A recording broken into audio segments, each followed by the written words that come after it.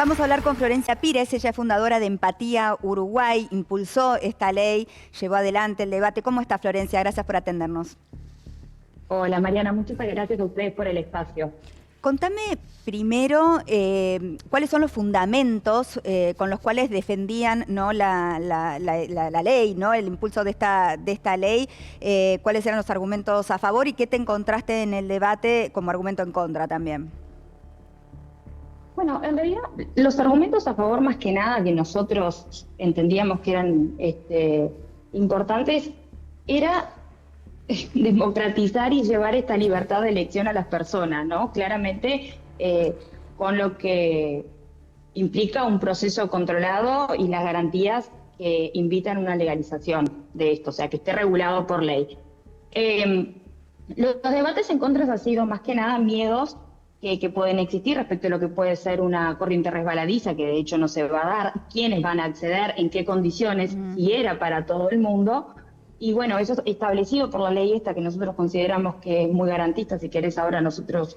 Claro, ¿no? Porque, yo te cuento un poquito cómo porque va. la duda es cómo esto pasa de ser un derecho que podría tener el paciente, un derecho regulado, a ser una práctica que de repente se maneje discrecionalmente, ¿no?, o en perjuicio de la persona. Exactamente, por eso es muy importante que exista una ley que dé un marco teórico que sea garantista para las personas, para la familia y también para los médicos que lo vayan a usar, aplicar.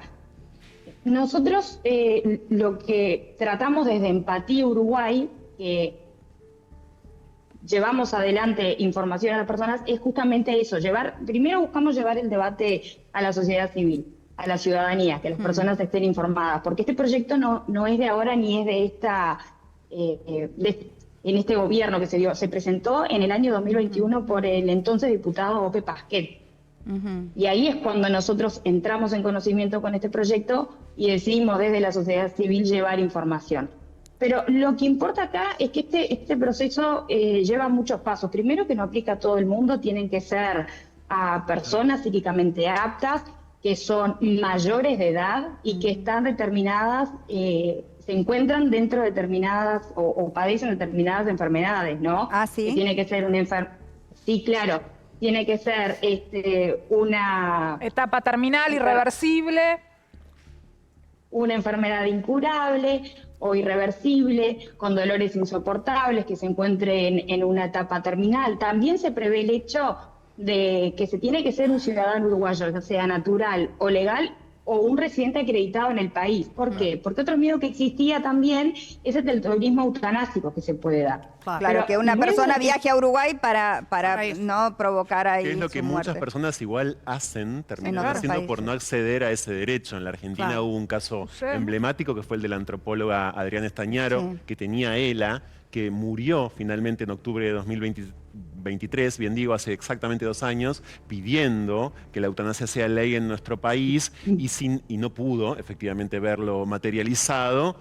Iba a irse a Suiza, donde la eutanasia es legal, y antes de viajar murió. Entonces sí, claro, eso es posible y está muy bien que esté regulado así como está. ¿Y qué pasa con los cuidados paliativos, no? O sea, es una decisión del paciente hasta dónde se aplican, o sea, ¿cómo se hace con esa situación? Porque entendemos que la medicina va avanzando, ¿no?, cada vez más, y la vida se va extendiendo, aún en circunstancias que son muy difíciles para el paciente y que quizás preferiría que no le sostengan, ¿no? Entendemos que esto tiene que ver con ese derecho de poder elegir el propio paciente cómo quiere finalizar su vida. Exactamente. Primero, esta ley establece, y está en la letra de la ley, que el médico le tiene que informar al paciente de la existencia de cuidados paliativos si así no los recibe. Nosotros decimos informar, y en el texto de la ley figura así, porque uno no puede obligar a ninguna persona que reciba ningún tipo de tratamiento, pero sí se tiene que informar. Nosotros consideramos que los cuidados paliativos y la eutanasia representan una suma de derechos.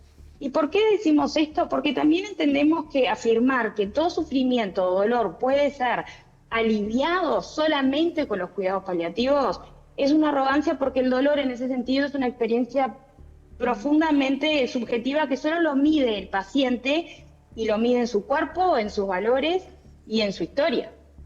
pero nosotros promovemos los cuidados paliativos. De hecho, nosotros tenemos una ley de cuidados paliativos, defendemos la universalización de los cuidados paliativos, incluso que se amplíen hasta los cuidados paliativos pediátricos. Y de nuevo, no son antagónicos, son derechos complementarios. Entonces, es tan difícil, ¿no?, juzgar en esos casos, tan difícil, no se puede. Ahora, yo te pregunto desde el sentido común, porque yo te escucho y digo, claro, sí, un paciente que quizás tiene dolores extremos, que no quiere seguir sometiéndose a algo que no le va a devolver la vida, porque tarde o temprano va a terminar falleciendo, y entiendo que se refieren a estos casos. ¿Por qué esto entonces no se aprueba en el resto del mundo? ¿Por qué son tan pocos los países que tienen aprobada la eutanasia? Bueno, porque es un tema que es muy sensible esto, es un tema que implica una regulación muy grande, implica un trabajo muy grande hablarlo con la sociedad.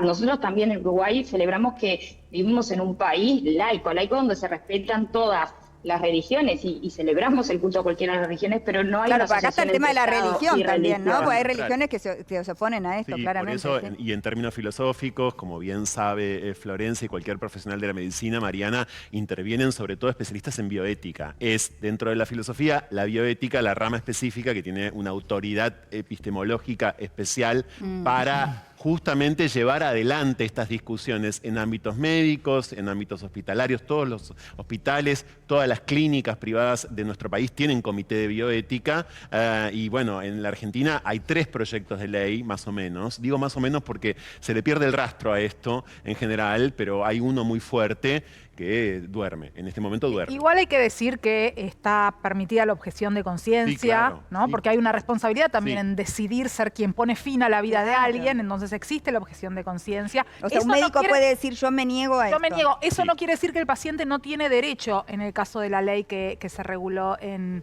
Uruguay. Y como en toda discusión en la que se involucran las religiones, decir que es un derecho, no una obligación. Claro, no exacto. quiere decir que alguien va a tener que terminar con su vida. Sí. Es un derecho, no se va a obligar Un a derecho nadie. regulado, además. Regulado. Exactamente. Bueno. Sí, Florencia, ¿querés agregar algo? Sí, claro, o sea, está prevista la objeción de conciencia en este proyecto de ley de los médicos. También los médicos pueden decir que por objeción de conciencia y por un tema personal no quieren hacerlo. Sin embargo, la institución, la mutualista o ACE o el servicio médico que tenga la persona, está obligado a garantizar la prestación de otro profesional que no sea objetor, porque el derecho del paciente está por encima de la objeción institucional. Entiendo. De hecho, en encuestas que se hicieron, en el colegio médico, 82% aproximadamente de los médicos estaban a favor de la eutanasia. Sin embargo, el porcentaje bajaba un poco respecto a quienes estaban de acuerdo en practicarla. Entiendo. Existe una diferencia en ese sentido, Entiendo que es perfectamente. válida. Otro punto importante también es que a todos los efectos legales, o sea, los seguros de vida, las herencias y demás, la muerte por eutanasia se considera una muerte natural, según este proyecto de ley. Qué interesante después, eso, claro. Cambia todo. Cambia muchísimo. Por eso decimos, Uruguay es un país donde existe una preocupación, que esta preocupación es muy, muy uruguaya, ¿no?, de equilibrar siempre los derechos con las obligaciones. Y este derecho justo es uno que no se ejerce a la ligera. Al contrario, esta ley crea un marco de obligaciones que es muy riguroso. Le impone al paciente la obligación de una voluntad meditada y reiterada. Sí, no es que decide, o sea, importante. esto está bueno decirlo, no es que se decide y se hace directamente, por supuesto tiene que haber un montón de pautas que se cumplan. Florencia, me tengo que ir a la pausa, me tengo que despedir, te agradezco muchísimo este tiempo, me parece muy interesante el tema, abre un debate, por supuesto, hay muchas opiniones encontradas, así que siempre es bueno informarse. Muchísimas gracias. A ustedes por el tiempo.